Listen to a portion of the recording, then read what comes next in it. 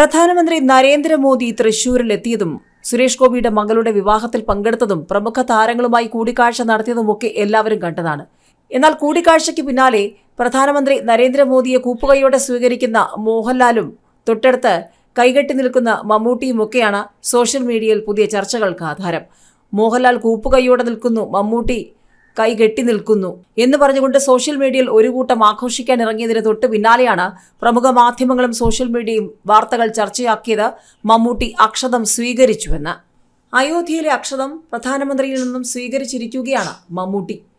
അയോധ്യ രാമക്ഷേത്രം പ്രാണപ്രതിഷ്ഠ ചടങ്ങിന്റെ ഭാഗമായി നൽകുന്ന അക്ഷതം നടൻ മമ്മൂട്ടി സ്വീകരിച്ചു. പ്രധാനമന്ത്രി നരേന്ദ്രമോദിയിൽ നിന്ന് നേരിട്ടാണ് സൂപ്പർ സ്റ്റാർ അക്ഷതം സ്വീകരിച്ചത്. സുരേഷ് ഗോപിയുടെ മകളുടെ കല്യാണത്തിനെത്തിയ നരേന്ദ്രമോദി വധൂവരന്മാരെ ആശീർവദിച്ച ശേഷം പ്രമുഖരുടെ അടുത്തെത്തി പരിചയപ്പെട്ടു. എല്ലാവർക്കും അക്ഷതം സമ്മാനിക്കുകയും ചെയ്തു. മമ്മൂട്ടിയും ഭാര്യ സുൽഫത്തും അക്ഷതം സ്വീകരിച്ചു. മോഹൻലാൽ, ദിലീപ്, ജയറാം, ബിജു മേനോൻ, ഖുശ്ബു, ജി സുരേഷ് കുമാർ തുടങ്ങിയവർക്കും നരേന്ദ്രമോദി അക്ഷതം സമ്മാനിച്ചു. മോഹൻലാലിന് അക്ഷതം നൽകി പ്രധാനമന്ത്രി നരേന്ദ്രമോദി തൊഴുകയോടെ സ്വീകരിച്ച താരം ഇതും സോഷ്യൽ മീഡിയയിൽ ചർച്ചയായിരിക്കുകയാണ്.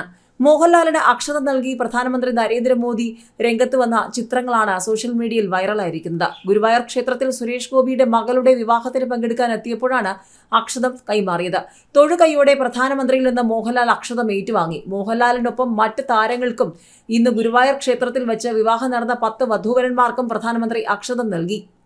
മമ്മൂട്ടി, മോഹൻലാൽ, ജയറാം, ഷാജി കൈലാസ് തുടങ്ങിയവർ കുടുംബസമേതമാണ് പ്രധാനമന്ത്രിയെ കാണാനും വിവാഹത്തിൽ പങ്കെടുക്കാനും എത്തിയത്.